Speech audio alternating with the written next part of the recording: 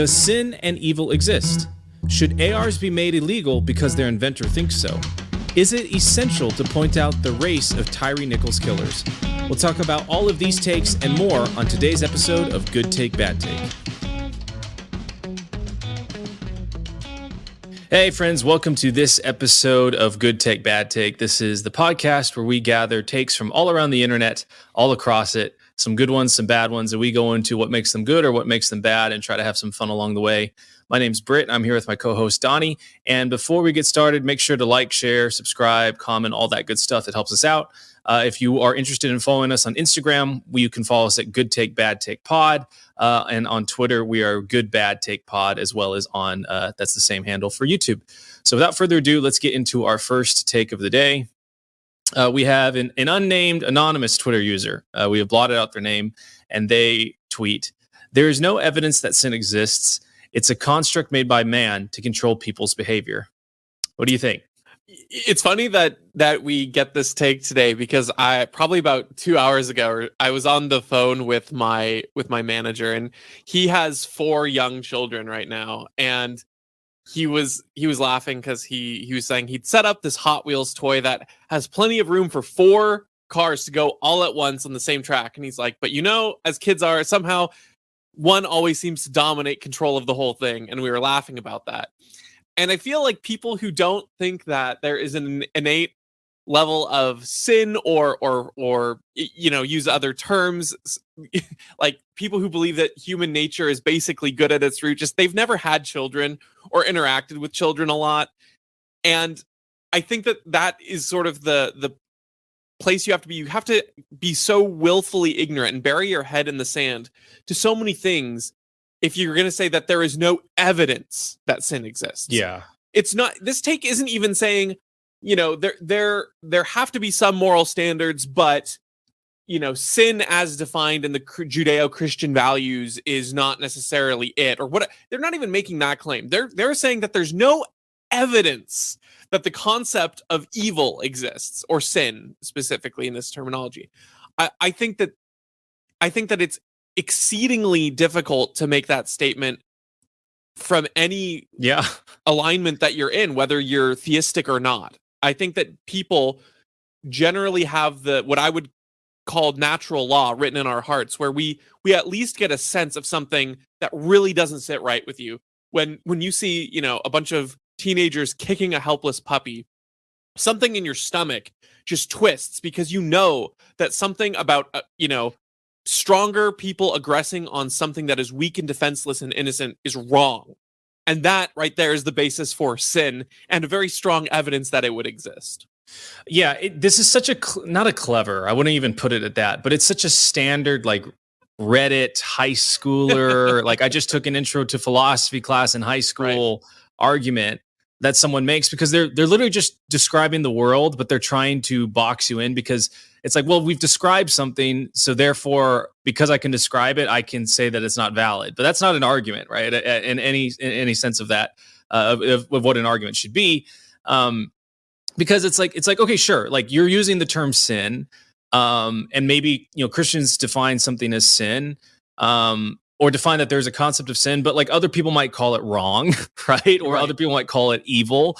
And so, yeah, I like your point that, like, one, it's really silly to say that there's no evidence. I mean, if there was no evidence, then the majority of people wouldn't say that there is evil in the world, right? Like most people, I mean, obviously there are a lot of delusions and stuff out there, but this is pretty self-evident that there are good things and there are bad things.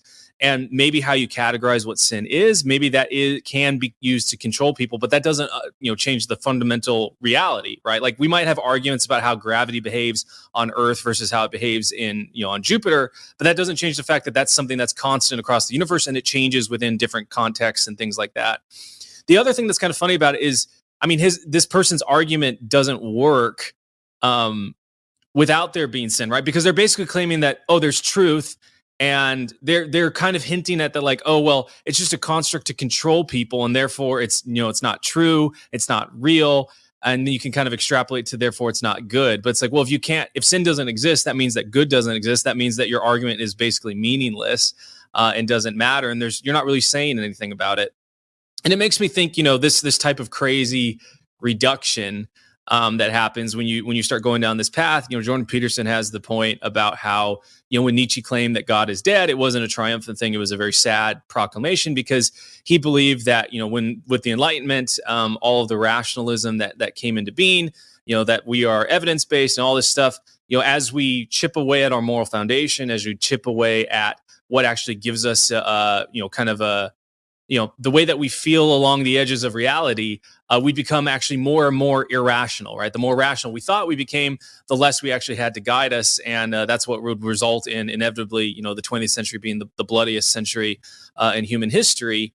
And it's because people thought there were no morals, there were no good or bad, there was only power, there's only what I wanted to do and whether you could actually accomplish that. And so I'd be curious to see if this person thinks that, the gulags or the Holocaust were sinful or evil or whatever word he wants to put on it to make a moral, quality judgment about it. Because, according to this person's argument, you can't really make a quality judgment. If I was to say that the Holocaust was evil, I'd just say that's a construct for me to control how Hitler behaves. And that's absurd. I think at everyone's gut level, as you were kind of inferring earlier. The other crazy thing about this argument is if they try to flip, because my mind immediately goes to those things of the 20th century, right? To say we had a very modernist construction prior to World War I, where we thought we can sort of build our way out of any situation, and then you have for the time the bloodiest engagement globally, and then it's followed up by a sequel not that long ago, and you think about a lot of the driving forces, particularly in World War II and a post-World War II world with the Nazi regime and with the communists shortly after. And you think about how they were driven largely by orders that were intensely anti-Christian, intensely anti-religion, intensely atheistic in nature. And then you bring about some of these mass, either targeted genocides or genocide by, starving your own people and overworking them, like in the case of China or Russia. And I think it would be a pretty absurd position to take to say that these things are not bad, and just not to put that very basic qualifier on them that, yes, targeting Jews for their innate DNA and characteristics and killing them for that is a bad thing. Like, if you can't say that, then you might need to have some self-examination about your, philosophy 101 level internal thought process there. And at that point, you probably have no business telling anyone else whether what's right or wrong, or informing opinion at all, because if you can't even say that that's bad, well, then there really is truly no meaning to this life. Therefore, your opinion is completely and utterly void and meaningless, because there is no meaning. So shut up. But what's crazy is that that's where my mind immediately goes. And then I think, well, they might sort of, retort back with the point, well, what about, the things done in the name of religion evilly? Like you look at hypocrites in the Christian faith, like people who are abusers, who are preachers, or the Crusades and Sure. blood spilled there, whatever you have. But the funny thing is, even acknowledging that any of those things are hypocritical belies the reality that in order for it to be hypocritical, there has to be sin for it to be there's nothing wrong with it. Like, why would you even point out that it is bad, or that there's something wrong with it, or that invalidates? Exactly. Like, are you just trying to control them? Are you just making a qualifying judgment to control people? It's like, well, so the arguments become pretty absurd fairly quickly if you use that underlying logic. Yeah, this is the exact kind of level of philosophy is, oh, can God make a rock so big he can't move it? Ooh, I've stumped you, Christians. It's pretty shallow, and it's more of a parlor trick than a well thought philosophy. Yeah. All right, let's move on to our next one. I feel like that parlor trick than actual philosophy. So we've got Representative. So we got a guy retweeting Representative Mike Loychik. And Representative Mike Loychik tweets out, an AR-15 today is no different than a musket in 1791. An AR-15 is the exact type of weapon the founding fathers had in mind when they wrote the Second Amendment. And then Andrew Wortman retweets it quote retweets it, and he says to that, the guy who invented the AR-15 thinks it should be banned for civilians because it was literally designed to shred human bodies apart in seconds, and he never fathomed it being used by anyone outside the military. What do you think? Well, I think that it's kind of absurd on the face. I mean, one, the creator of something doesn't have a monopoly to the principles of self-defense or its own use. That's, you can say that. I could make, a coat of or a shell for the AR-15 that uses all the same internal mechanisms as the AR-15, but it presents itself differently. Maybe it has a different kind of scope or a different kind of kickback. And then do I get a monopoly on how I think that those should be used? The very fact that the original tweet is highlighting that an AR-15 and the musket in 1791 are functionally similar relative to their points. That's the essence of the argument, not whatever this guy is trying to modernize and bring it up. But of course the other thing that I know I've mentioned this many times before, but it's just it's always salient to these discussions when you're talking about intent and who designed what.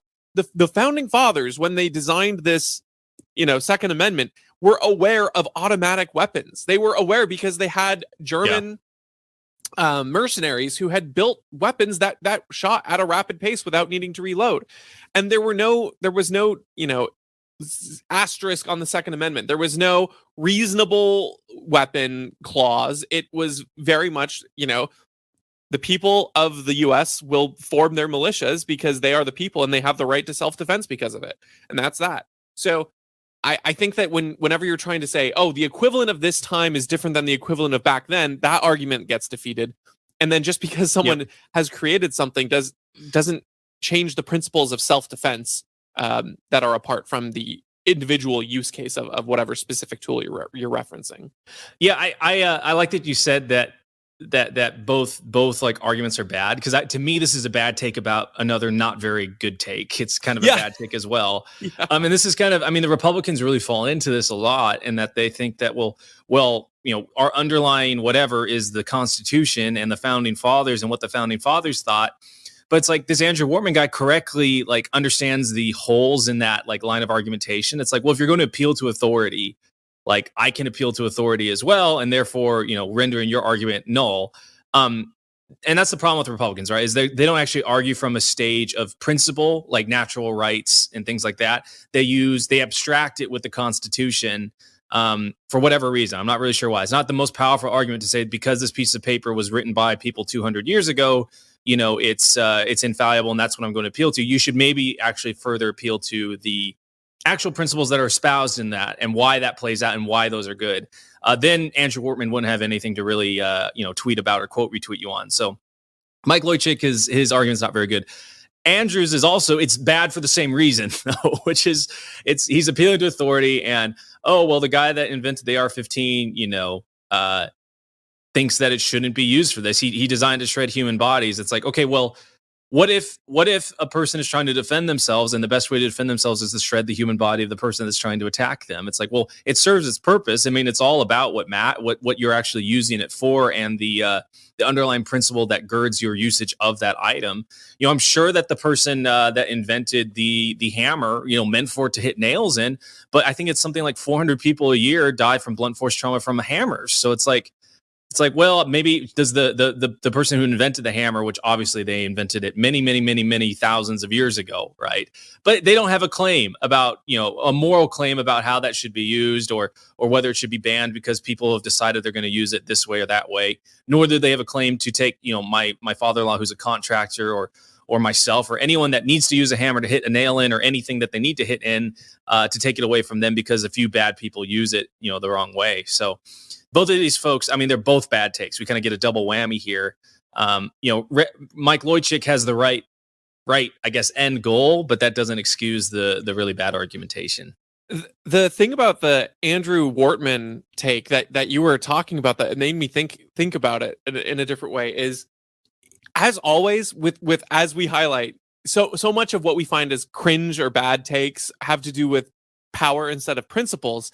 And the only reason why this Andrew Wortman guy is appealing to this authority is because it is the end result that he likes. Yeah. And it's the end result that he wants. But if you flipped it into any other kind of context, you would immediately see through what a standing deck of cards this is that just collapses completely. So let's take, for example, let's say Pfizer comes out with a cure-all for cancer. Okay, it's like a shot you take, and your cancer goes completely into remission.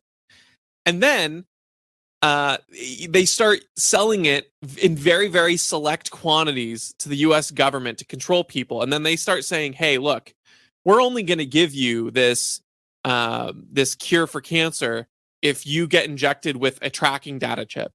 We're going to put data chips into it. But then someone reverse engineers that cure all and starts distributing it on a wider basis. Or someone from the government, somehow they all get their act together and actually decide to distribute it without injecting this chip. And the maker from Pfizer doesn't get this amazing government contract that he wanted, and he starts losing a bunch of money.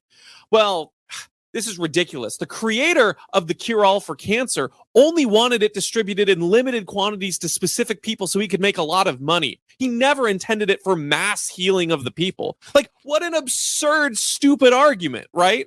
Yeah, it sounds like he likes private ownership, right? Like, yeah, it's just the entire structure of the argument is the same. The entire structure saying the founder of the thing didn't intend it for this way, therefore we should not use it that way. Well, if the end goal isn't something that you like, well, then obviously that argument makes no sense. Well, we could cure this person if I buy this medicine from the store, but I mean, the owner didn't really want this distributed in Walgreens. He wanted it specifically only in government, approved facilities. That would be absurd. It would be stupid, and no one would buy that because it's stupid on its face. But when you put the end goal as to something you like, you can use this other fluffed up language like, well, the founder intended it this way, and then you get to pretend that somehow makes your argument stronger when it literally adds nothing to it. Yeah, it's classic.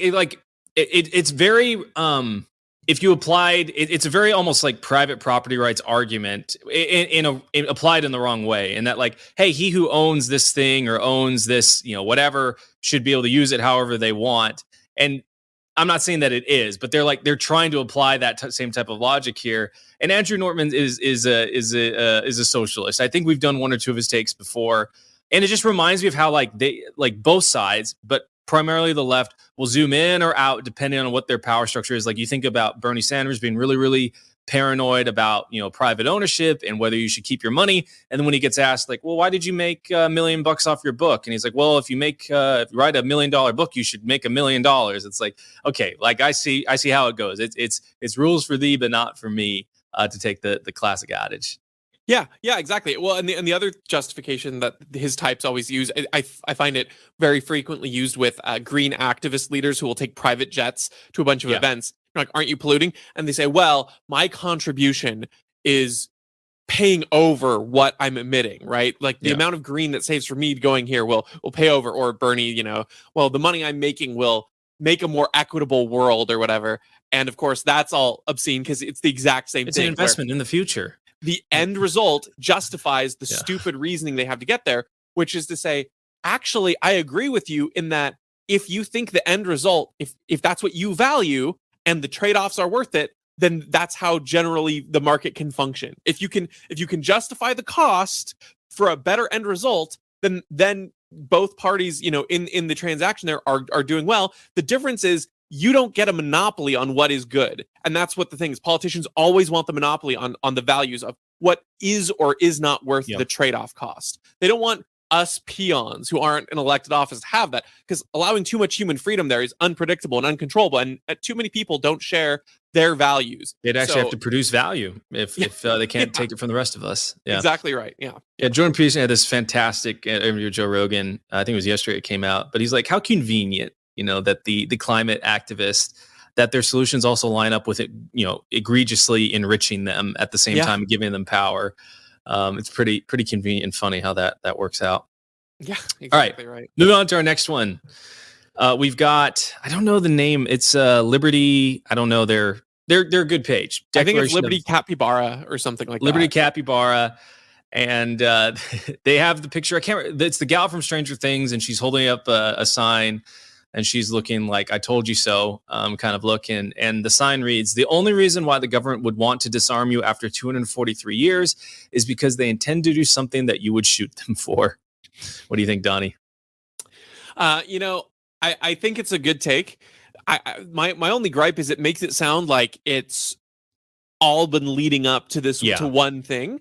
And I think that this, rather than, and I think it's just a byproduct of the way it's phrased, not the intent of the meme. I think that it's something where the government constantly tries to do this because they constantly want to do things that you would shoot them for. We're actually going to have a take at the end here.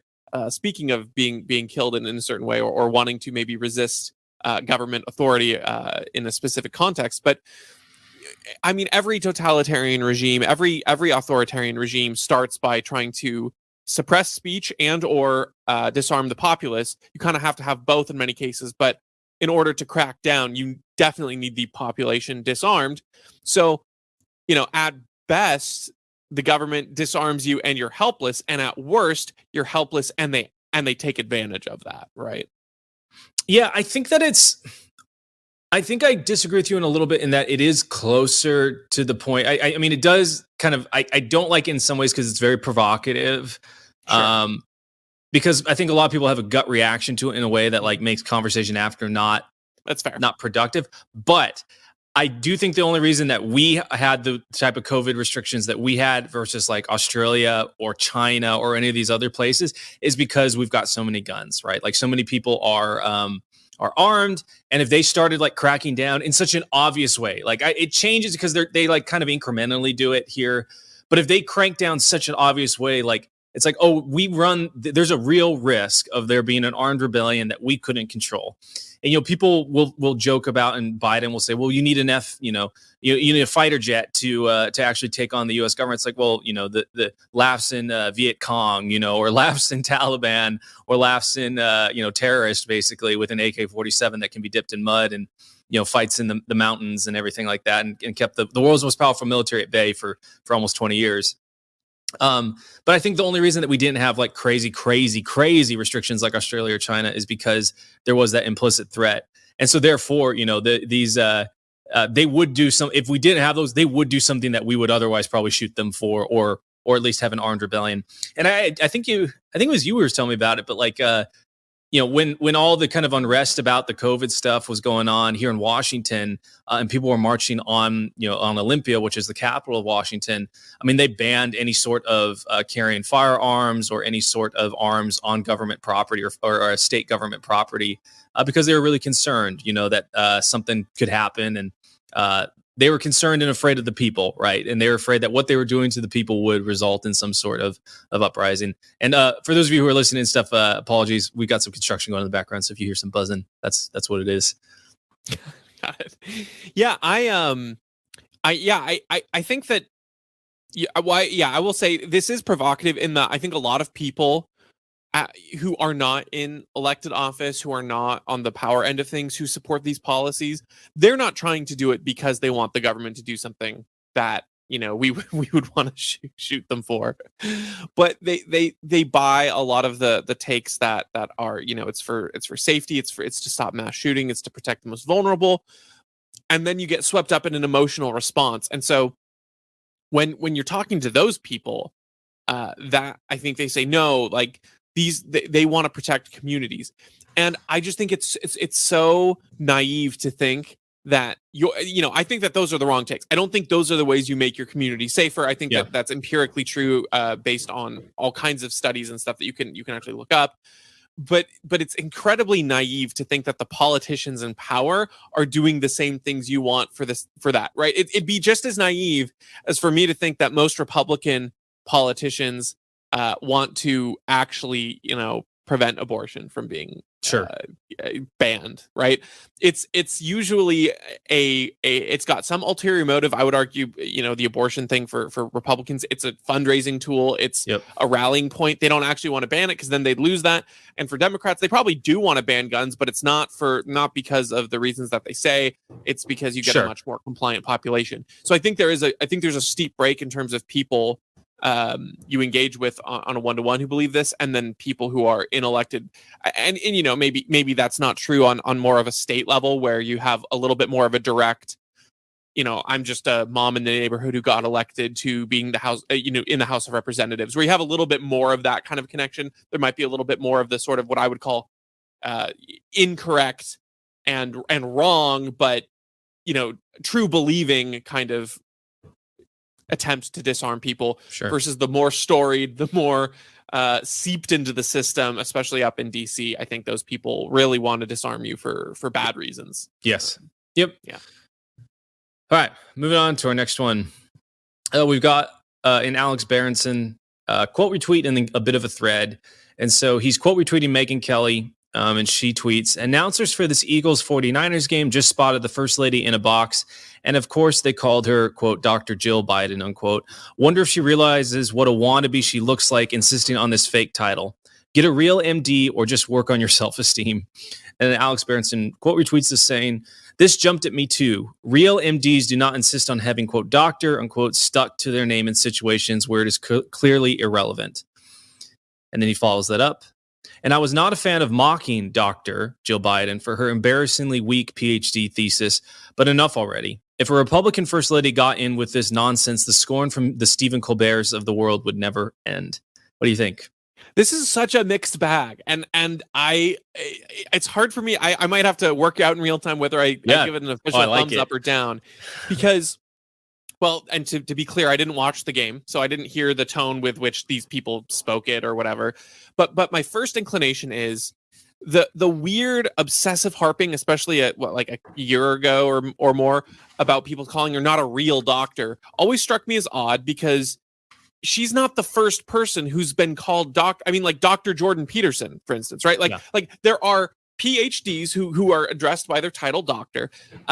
However, I also completely agree that the insistence on the title, especially when you're not using it in a very tangible, real way, is kind of cringe. I think specifically of Rand Paul when he was attacked by his neighbor, and he called the 911 line and they asked for his identifications. He didn't say Senator Rand Paul. He didn't say Senator Paul. He didn't say Dr. Rand Paul. He didn't say Dr. Paul. He just said Rand Paul. And that to me showed a lot of humility, because having a title like that, I mean, for him, 2 titles, right, is kind of a big deal.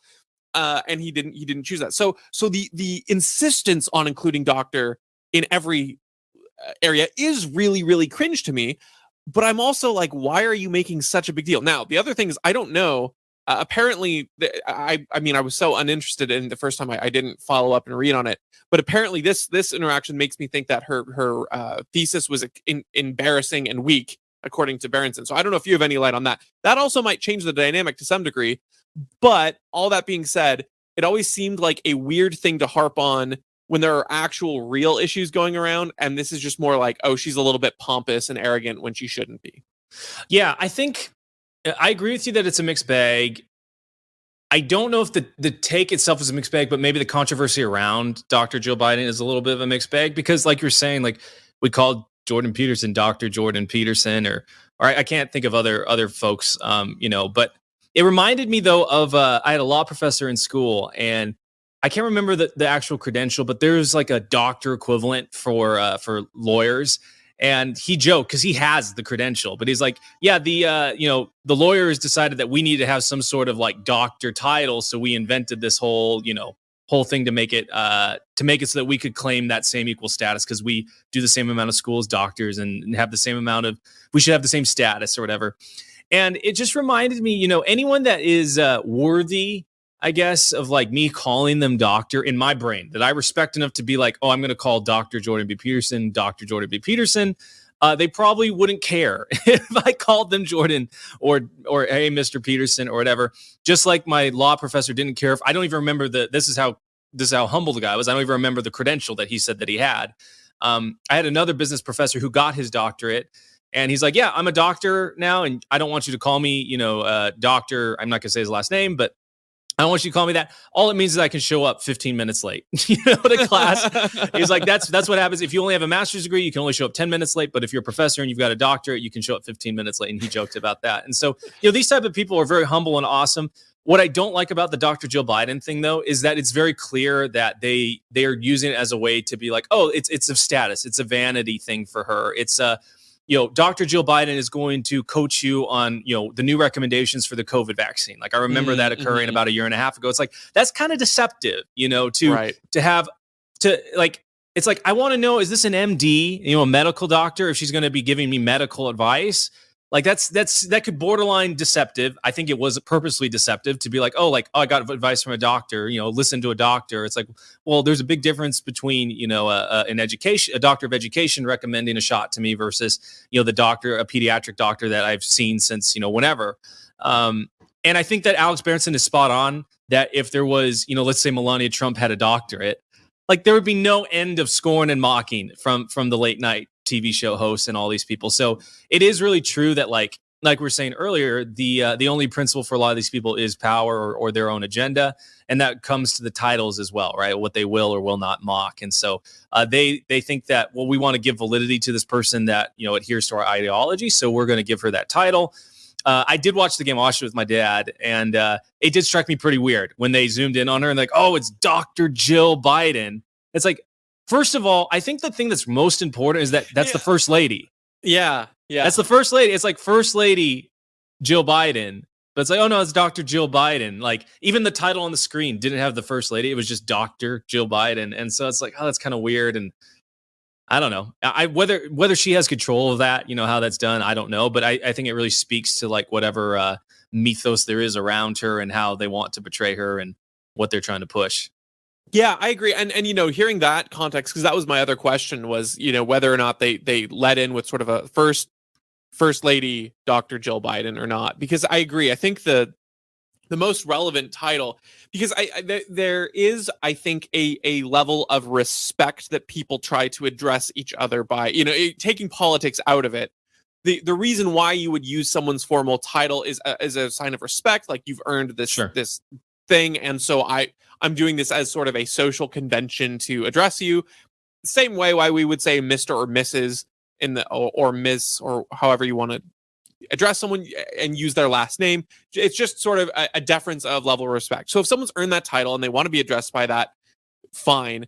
But I also think there's a point of absurdity where, I mean, for instance, my dad he's so credentialed. It's ridiculous. He's got so many, financial as well as, Master of Divinity stuff. So he has all these titles, and you could choose to call him Dr. Kimball, but he would never insist that. I've never ever heard him try to have anyone say that to him ever. But you could say that, and if he insisted, you would probably be like, "Hey, that's a little. Don't do that." Yeah. But even though he could, exactly. Yeah. And the other thing is like, he's required to put his titles, and so for his business, he lists out all those things like CFP, all those to show his credentials, which is why you would do that. But then also to address him by all of those titles one after the other would also be absurd and ridiculous. So you would probably choose the most relevant title to the situation. So if in this particular box office and they zoom into and they're calling her Dr. Jill Biden, that does seem stupid when there's probably a much more relevant title of First Lady Biden.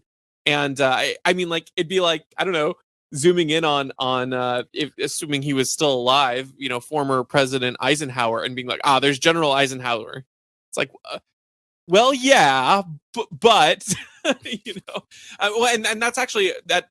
I'll stop rambling here, but that actually does make me think, for someone like the former Secretary of Defense Mattis, there is actually a hierarchy of how you're supposed to address General Mattis, whether you call him General or former, or when he was serving as Secretary Mattis, you wouldn't call him General Mattis when he was serving in that position. And so, there's normal hierarchy to these kinds of titles if it's just a matter of respect, not a matter of deception. Yeah. But I think, as you point out, in many cases, it's being used deliberately to be misleading. Yeah, it's to the point of like someone wanting to be called a certain thing. Like it just made me think of when Alexander Vindman was at the hearings, about like the Russia collusion stuff, and one of the Republican people that were at the hearings said, "Mr. Vindman, tell me about this," and he goes, "Stop, it's Colonel Vindman." And it's just like, oh my gosh, like you just look like such a jerk, and all the other, I saw on Twitter, all these military folks are like, that was just such a dumb move, like words that I will not say on in public. It was like that kind of move to do that, and like you have to be so pompous and such a jerk to say something like that. and to be like, no, you're going to call me by my title. You know, it's like we're not in Downton Abbey or something like this, right? Like we're in real life and we're in America. Well, I was gonna say this, man. All kinds of pop culture references come into my head, so I'll just have to give two real quick. One, it makes me think of The Office when Angela's dating the state senator, but she just keeps calling him the senator. Yeah, like state senator. He's a US senator, and then Oscar keeps saying state senator. Yep. And then the other is if you've ever seen the show Fargo, in one of the seasons, there's a character and his mother named him Dr. Senator. Like that's his name. Yep. So his name is Dr. Senator to get him ahead in life as kind of a joke. Mr. Doctor. Yeah, exactly. Mr. Doctor, Mr. Senator. It's Yep. pretty fantastic. All right, moving on to our last one. We've got a quote retweet by Tom Woods, and he's quote retweeting an article by The Independent, and The Independent says, pointing out that the officers involved in Tyre Nichols' death were black is a dangerous distraction. And Tom Woods quote retweets it saying, far from a distraction, it's essential. The problem with the police isn't, quote, racism, as the comic book version of the world would have. It's stateism. Correct answers at problemwithpolice.com, which you should all go check out after the show. What do you think? Great take. Absolutely right. I think that there are legitimate criticisms you can have about particular racial disparities or assumptions being made or whatever. But in order for those to be taken seriously, in order for those to be properly addressed, they need to be first properly identified. And if you are addressing this problem and then instantly blaming racism, and you're instantly trying to draw that as the only possible problem with this scenario, then you, one, are missing the real problem, which I think Tom correctly identifies as statism. Two, you then create the problem of inflaming an entire ideological base against the idea that there could ever be any sort of racial malfeasance in any positions whatsoever. And three, you similarly convince the other half that every situation is going to make them a victim, this entire population, no matter what. And then you quite literally spread disinformation about the cops doing this out of a racist motivation, even though they themselves are that race. It's the classic black face of white supremacy all over again. As when Larry Elder was running for the governor of California, that's what they called him. And so yeah. I think that it's one of those issues where they want to claim racist is this catch-all. They want to say race has nothing to do with being a racist, and then change the definitions and change the circumstances to fit their narrative as they need to. And so I think Tom is correct that the problem here wasn't race, it was statism. And God knows they do not want you to identify that as the problem, because then you'll start wanting to take away power from the state. Yeah, it makes me think of another one of our favorites, Scott Horton, saying that, when the whole George Floyd thing happened, instead of it being Black Lives Matter, I guess it was not even George Floyd. I can't remember when Black Lives Matter started, but back in whenever it was in Baltimore, he was like, you should have called it like, we're against killer cops, right? Or like people against killer cops. Because it's like, how are you going to frame that in such a way that divides people, right? It's like anyone that's good is going to be like, yeah, we shouldn't do that. Even the people that are like, we need the police, are going to be like, you're right. Like, we need to get the bad officers that are killer cops, that are murderers out. And that's what's so unfortunate about this. I mean, The Independent and a lot of other outlets, CNN and some of these other folks who are trying to spin this about race, as hard as I think that would be. I don't envy their job, because I think that's almost impossible in this situation. But like, we got the clearest evidence, right? Like, you got this gang of 5 people, in uniform that have as much power as they want, within the moment, just totally destroying a person, in broad, in the public, on a public road in front of everyone. It's like, it should be as clear as day what the problem is. And it's like, it's not that these, the color of these people, it's not where this was, it's not the color of the person that was killed. It's the fact that these guys with uniforms are able to do whatever they want for a period of time. And most of the time they can get away with it, right? Like, this is the unfortunate thing, is that a lot of these deaths that occur are only ones that we catch because someone's wearing a camera. I mean, I remember the Libertarian Mises Caucus put out a video of this poor guy that was in his house, and he came out of his house because he heard people rustling around, and the cops just blasted him right when he went outside the door. And luckily he survived. But when the cops came in to the house and they looked around and they saw the cameras and like, oh man, like we're in trouble. They literally said, F bro, like there's cameras here. Cause they thought they could get away with it. Right. They made a big mistake. They almost killed someone wrongly. And they were trying to get away with it, or they were at least hoping that no one caught it on camera. And so, Tom Woods is totally right. Like this is essential that it's not a black thing. It's not a white thing. It's not an Asian thing. It's not about race.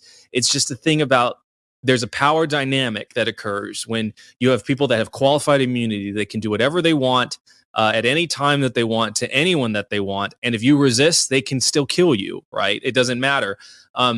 So yeah, I think that like that viewpoint is essential for us to have discussions about actually getting rid of the things that caused this in the first place. And without us having that clear perspective, there's no way for us to actually move towards less of these awful things happen. I mean, it's an awful video, and it's even more awful knowing that happens. It's not the one-off thing that happens, right? Like we can pull up people regardless of whether they're black, white, or Asian or Hispanic or whatever of cops killing people indiscriminately. Yeah, that's absolutely right. The power dynamic is the problem, and when people are bringing up that the officers are black, at least from all the takes I've seen, I mean, it's totally possible that I'm not correct here, but from what I've seen, it's not been to say like, oh, the cops here are black, therefore they're black people are violent, or see black people are actually racist. The point is to highlight, no, this case was not a racially motivated killing. All of the highlighting on their race is to move that away, because that is part of the distraction from finding the actual problem. I mean, it'd be like, a house burns down, and you're trying to find the source of the fire, and someone is screaming that, look, they had an unsafe oven, and you're pointing out, no, the oven was unplugged. Yeah. That's not, you're not trying to draw attention to the fact that some moron left the oven unplugged. The point is, you're saying, if we don't find the actual source of the fire, we're not going to understand how to future-proof houses and figure out where the real issue is. So, I just think that people are so fixated on, if you bring up, race, you have to have a specific angle on it one way or the other. And it's like, sometimes we're bringing up the fact that they're black to say that was not the motivator, and not everything's about race. And so again, it's the power dynamic, as with so many things, where people in minority positions, or people who are minorities in positions of, lower economic or socioeconomic status, like oftentimes they are targeted because of their socioeconomic status, because of the power dynamic. They're not because of race. Not to say that doesn't exist, and that's why it's so important to highlight the times when it is a factor, not the times when it clearly isn't. And so this level of backpedaling is so harmful, I think, to a grand culture and society. Yeah, and it's root cause corrective action, right? Like it's like, okay, let's say you do have a racist cop. Well, if they don't have the power, or they don't have the ability to do whatever they want without any sort of consequences, their ability to enact that racism in such a way that is really destructive on a person of color also goes away, right? So you kind of get 2 for 1 if you actually identify what the root issue is, and it's the power imbalance of the state being able to come in and do whatever they want to you with their agents. So if you fix that, if you're able to pay attention to what actually is causing this, you not only get, just white people not being killed, but you also get black people not being killed by racist cops, right? So everyone is better off if we can figure out the root cause. Absolutely. Any more on this one? I don't think so. I think we're good. Awesome. Well, friends, thanks for hanging out with us, and we really appreciate your time. And like we always say, if you have any thoughts on what we've said, please let us know. We'd love to hear it, and we'll catch you on the next one.